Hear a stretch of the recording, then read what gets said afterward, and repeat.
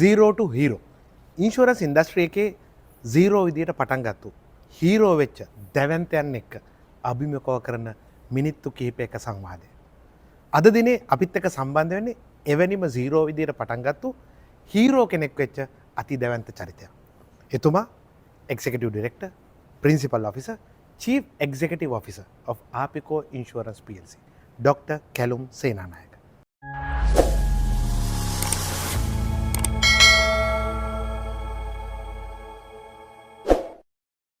එහෙනම් අපි ඩොක්ටර් පිළිගමු ආයිබෝන් කියලා. ආයිබෝන් ලයිව. අපි මූණට මූණ සාකච්ඡාවකටයි අද ලෑස්ති වෙන්නේ. ඔබතුමාගේ සම්පූර්ණ නම? තේජා කැලුම් සේනානායක. ඔබතුමාගේ අධ්‍යාපනය? කොළඹ ආනන්ද මහාවිද්‍යාලය. උසස් අධ්‍යාපනය? උසස් අධ්‍යාපනයත් කොළඹ ආනන්ද මහාවිද්‍යාලය. පවුලේ විස්තර? පවුලේ මට මගේ අම්මයි තාත්තයි අයියයි අක්කයි. අපි 4 දෙනෙක් ඉන්නවා. ඊට අමතරව මට දැන් පවුලේ මට දරුවෝ දෙන්නෙක් ඉන්නවා. දුවෙක් සහ පුතෙක්. ඒ වගේම දුව විවාහ වෙලා බුණුබුරෙක් සහ නිබිරියෙකුත් ඉන්නවා. ඔබතුමා රක්ෂණ ක්ෂේත්‍රයට ආවේ කවද්ද, කොහොමද? රක්ෂණ ක්ෂේත්‍රයට මම ආවේ ලහිරු 1982 ඔක්තෝබර් මාසයේ 14 වෙනිදා. මීට අවුරුදු 44කට කලින් ලිපිකාරවරයෙක් හැටියට තමයි මම රක්ෂණ ක්ෂේත්‍රයට එන්නේ. ඔබතුමාගේ පළවෙනි සැලරි එක එහෙම නැත්නම් වේතනය කීයද? රුපියල් 715යි. ડોක්ටර් අපිට කියන්න, ඔබ ලිපිකරුවෙක් විදිහට ආරම්භ කර මේ රක්ෂණ වෘත්තය අද වෙනකොට චීෆ් එක්සිකියුටිව් ඔෆිසර් කෙනෙක් දක්වා, ඩිරෙක්ටර් කෙනෙක් දක්වා ආපු ගමන් මඟ සැකවි. ලහිරු මං ඇත්තටම පටන් ගත්තේ රක්ෂණ ශාස්ත්‍රයේ මර්කන්ටයිල් ක්‍රෙඩිට් කියන ආයතනයෙන්. ඔවුන් තමයි ජාතික රක්ෂණ සංස්ථාවේ ප්‍රධාන නියෝජිතයා. එතනින් මම පටන් ගත්තේ ලිපිකාරවරයෙක් හැටියට. ඊට පස්සේ ඒ සමාගම තමයි මුල්ලුනේ යුනියන් ඇෂුරන්ස් සමාගම බිහි කරන්නට. මම එතනටත් ඒ විදිහට තමයි යුනියන් ඇෂුරන්ස් ආයතනයට සම්බන්ධ වෙන්නේ. ඒතර මම ලිපිකාරයෙක්, ඊළඟට මම විධායක නිලධාරීවරයෙක්, ඇසිස්ටන්ට් මැනේජර් කෙනෙක්, ඇක්ටිං මැනේජර් කෙනෙක්, senior manager, assistant general manager, general manager, director, chief executive officer, executive director කියන ගමන් මාර්ගයක් මං ආවා. ඒ ගමන් මාර්ගයේ එන්න ලහිරු ඒක අවුරුදු 44ක් පුරාවට ආපු ගමනක්. ඒක ඇත්තටම බිඳුවේ ඉඳන් තමයි පටන් අරගෙන තමයි ඉහළ පහළම පුටුවෙන් පටන් අරගෙන රක්ෂණ සමාගමක ඉහළට පුටුවට මං ආවා. ඒ ගමන එනවා කියන එක ලේසි නෑ. හැබැයි හරිම අභියෝගාත්මකයි, ඒ වගේම හරිම සුන්දරයි. අපි හරියට අපේ සබ්ජෙක්ට් එක ඉගෙනගෙන මහන්සියලා වැඩ කරනවා නම් මං හිතනවා ඕනම කෙනෙක්ට අදිෂ්ඨානයක් තියෙනවා නම්, සිහිනයක් තියෙනවා නම් අනිවාර්යෙන් ඒ ගමන ඕන කෙනෙක්ට එන්න පුළුවන් ලහිරු. හොඳයි ડોක්ටර්. මං හිතන්නේ අපේ ඉන්ෂුරන්ස් ඉන්ඩස්ට්‍රි එකේ තියෙන හැම කෙනෙක්ටම තියෙන ගැටලුවක් තමයි එක දිගට කොහොමද මේ මොමන්ටම් එක, මේ ගම්‍යතාවය තියාගන්නේ කියලා. ඩොක්ටර් කියන විදිහට ලිපිකරුවෙක් විදිහට පටන් අරගෙන අද එක්සිකියුටිව් ඩිරෙක්ටර් කෙනෙක් දක්වා ආපු ගමන ලේසි වෙන්න බෑ, පහසු වෙන්න බෑ. ඔබට මූණ දෙන්න වෙච්ච බාධා සහ ඒව කොහොමද ඔබ ජයගත්තේ? මම හිතන්නේ මේ අසාගෙන ඉන්න දහසක් පිරිසකට ඒක ගොඩක් උපකාරයක් වෙයි. අපිට ලහිරු මෙහෙමයි. අපි ගමනක් යනකොට අපි අදිෂ්ඨානශීලී වෙන්නට ඕනේ. අපිට මහන්සියක් දැනෙන්න විදියක් නැහැ. මම ඇත්තම කිව්වොත් මම ඇත්තට මේ අවුරුදු 44ම වැඩ කරේ මගේ වැටුප බලාගෙන නෙවෙයි. අපි ඒකට ඉංග්‍රීසියෙන් කියනවා work with a passion කියලා කියන්නේ.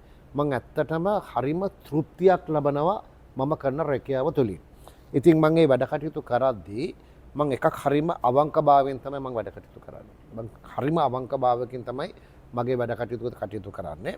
ඒ වගේම මම දැන් ලිපිකාරවරයෙක් හැටියට බිඳුවෙන් පටන් ගන්න කාලේ ඉඳන් මේ ආපු ගමන් මගේ මං හරීම මට පිපාසයක් තියෙනවා දේවල් ඉගෙන ගන්න. මේ ප්‍රධාන විධායක නිලධාරී පුටුවට ඇවිල්ලත් මං ගොඩාක් දේවල් ආසාවෙන් ඉගෙන ගන්නවා. නම්‍යශීලී වෙනවා. ඒ වගේම අනිත් අය කරන දේවල් දිහා බලලා ඔවුන්ගෙන් දේවල් අපි ඉගෙන ගන්නවා. ඒ වගේම එකක් තමයි ලහිරු මේ ජීවිතේ අපි මේ ගමන එනකොට අපිට ඕන තරම් අභියෝග. මං ඇත්තටම අභියෝග හඹා යන කෙනෙක්. ඉල්ලන් අභියෝග දා ගන්නවා. ඒකෝර තමයි අපිට තෘප්තියක් ලබන්න පුළුවන් වෙන්නේ. ඉතින් ඒ නිසා මං හිතන්නේ අපි හැමෝටම කියන්න තියෙන්නේ ජීවිතය කියන එක හරිම අභියෝගාත්මකයි. ඒ නිසා මේ අභියෝග දිහා හොඳින් බලාගෙන අපි ක්‍රමානුකූලව ඒ අභියෝග වලට මුහුණ දෙනවා නම් අපිට ජීවිතේ ගොඩාක් ජය ගන්න පුළුවන් ලයිව. හරි. අපි අහලා තියෙනවා ඉන්ෂුරන්ස් ඉන්ඩස්ට්‍රි එකේ තියෙන ඉහළතම සම්මානය, ඉහළතම පිළිගැනීම තමයි MDRT, million dollar round table. ලංකාවේ MDRT අලෙවිකරුවෝ 2000ක් විතර හිටියට MDRT ජයග්‍රහණය කරපු චීෆ් එක්සිකිටිව් ඔෆිසර්ස්ලා ඉන්නේ එකම එක්කෙනයි. ඒ තමයි අපේ අද කතානායකයා ඩොක්ටර් කැලුම් සේනානායක. අපි අහමු එතුමගේ MDRT අත්දැකීම සහ MDRT ජයගත්තේ කෙසේද කියලා. මම යුනියන් ඇෂුරන්ස් ආයතනයේ වැඩ කරනකොට මම දිගටම හිටියේ ඔපරේෂන්ස්. ඒ කියන්නේ ප්‍රාරක්ෂණාංශයේ ඒ වගේම හිමිකම් සර්විසිං ඔක්කොම ටෙක්නිකල් පැත්තේ තමයි මම හිටියේ. මං ඉන්නකොට ලහිරු මං ගොඩාක් හැම තිස්සෙම මම අලිවි කරුවන් සමග සම්බන්ධ වෙලා අලිවි කරුන්ට උදව් උපකාර කරගෙන තමයි මම මගේ රැකියාව කළා. මං තෘප්තියක් ලැබුවේ. එතකොට මට මං ඒ ආයතනයේ වැඩ කරනකොට ඊළඟට මං AI රක්ෂණ සමාගමේ මෙහෙයුම් අධ්‍යක්ෂවරයා හැටියට වැඩ කටයුතු කරනකොට මට තාමත් හොඳට මතකයි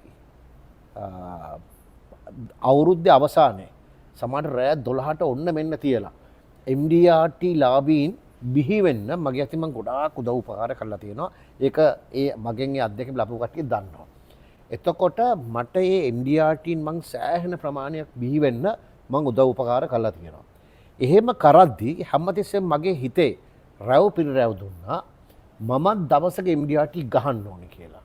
මට MDRT එකට යන්න ඕනේ ඔෆිසර් කෙනෙක් හැටියට නෙවෙයි MDRT ගහලා ඒක දිනලා යන්න ඕනේ කියන දැඩි අදිෂ්ඨානය මා තුළ රැව් පිරරැව් දෙන්න පටන් ගත්තා. ඒකෙන් පස්සේ මම එතකොට AI රක්ෂණ සමාගමේ මෙහෙයුම් අධ්‍යක්ෂවරයා. එතන මම මාර අභියෝගයක් බාරගත්තා. ඒ අධ්‍යක්ෂ ධූරයට මම සමුදීලා ලහිරු මම අතර අවුරුදු 38ක අධ්‍යක්ෂකව මට රක්ෂණ ශාස්ත්‍රයේ තිබ්බා. ඒත් මට සිද්ධ වුණා IBSL විභාගෙ ලියන්න.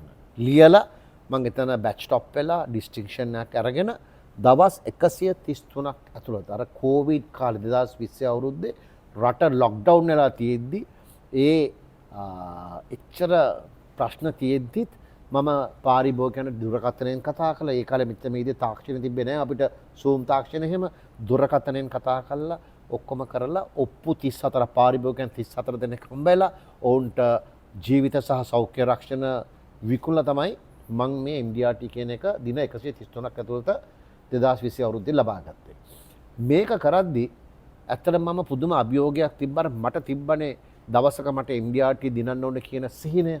මම ජීවිතේ මම හැමෝටම කියන්නේ ජීවිතේ සිහින පසුපස යන්න. ජීවිතේ සිහිනයක් හදාගන්න. කිසිම දවසක සිහිනය කැප කරන්න එපා.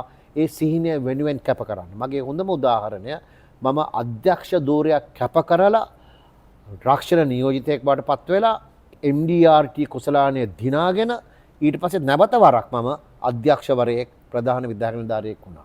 So I have never ever compromised my dreams but I have compromised for the dream. අපි මේ කතා කරන්නේ MDRT ජයග්‍රහණය කරන්න. එහෙම නැත්නම් ඉන්ෂුරන්ස් ඉන්ඩස්ට්‍රි එකේ තියෙන පිනකල් එක ජයග්‍රහණය කරන්න අධ්‍යක්ෂක ධූරය එක්සිකියුටිව් ඩිරෙක්ටර් කෙනෙක් විදිහට හිටපු කෙනෙක් ඒක පෙස කළා. රක්ෂණ නියෝජිතයෙක් බවට පත් වෙලා දින 100ක් වගේ කෙටි කාලෙදී MDRT ජයග්‍රහණය කරපු එක්සිකියුටිව් ඩිරෙක්ටර් කෙනෙක්ගේ කතාවක්. අපේ ඉන්ඩස්ට්‍රියට එන්න ගොඩක් නවකයෝ මැලි වෙනවා. ડોක්ටර් ඇයි මේකෙන් ජයග්‍රහණය කළ හැකිද? සිහින හඹාගෙන යා හැකි දෙයක්.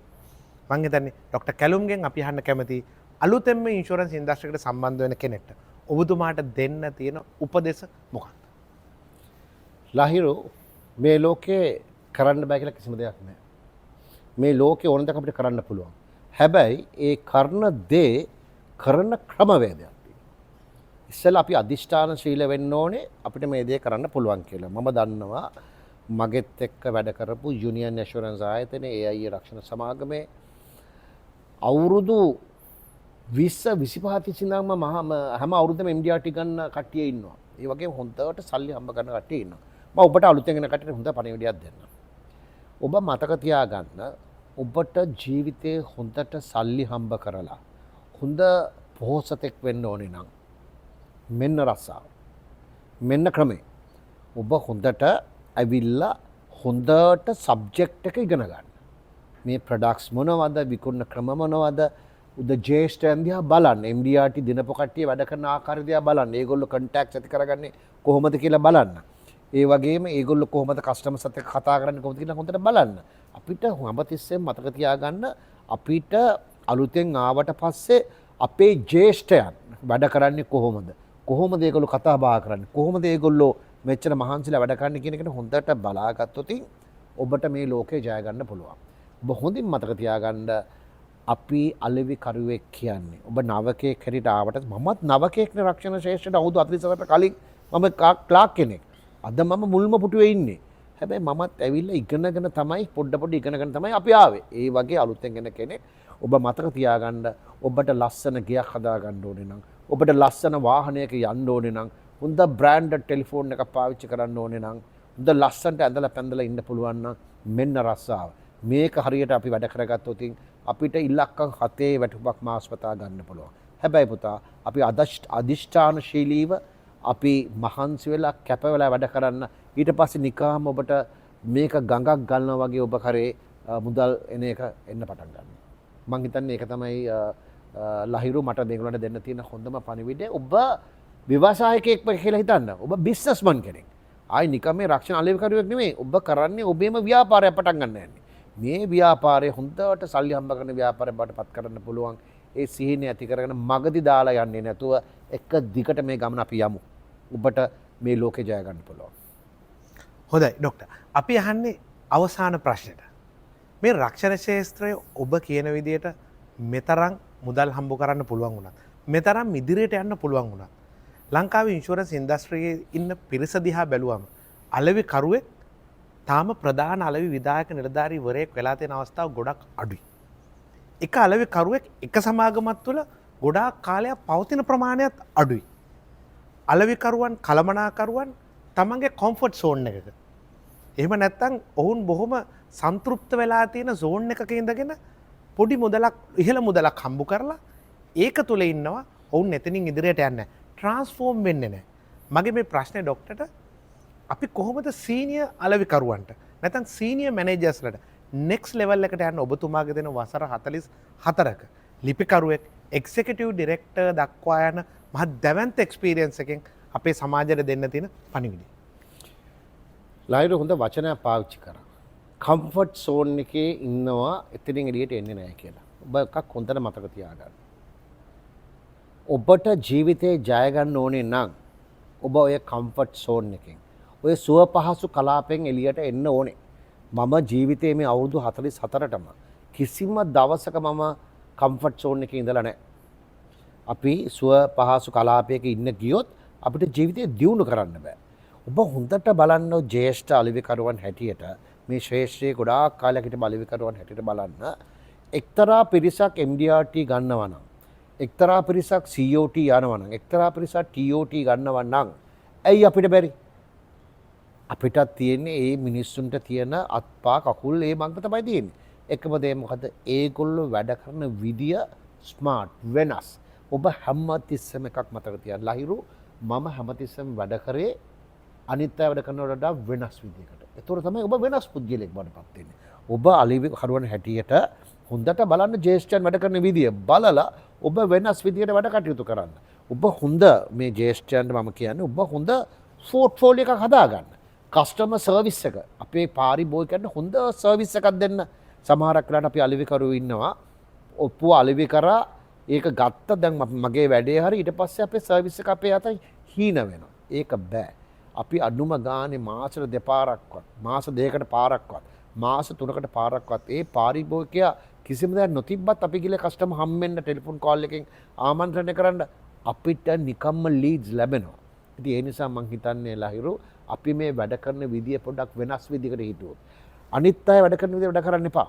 ඔබ අනිත් අයට වඩා වෙනස් විදිහට වැඩ කරන්න. ඔබ වෙනස් පුද්ගලයෙක් වෙන්නේ. ඔබ බ්‍රෑන්ඩ් එකක් වෙන්නේ. බලන්න MDRT COT TOT ගාපු කොච්චර බ්‍රෑන්ඩ්ස් තියෙනවද? ලහිරු ඔයා එක බ්‍රෑන්ඩ් එකක් ගන්න. හොඳම උදාහරණයක් ලහිරු.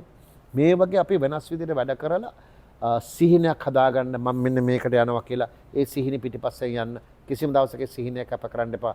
ඔබ ජීවිතේ ජය ගන්නවාමයි. මම හිතන්නේ අපි සංවාදයේ අවසානයට ඇවිල්ලා තියෙන්නේ. දහස් ගණනක් රක්ෂණ අලෙවිකරුවන්ගේ නෙත පාදපු.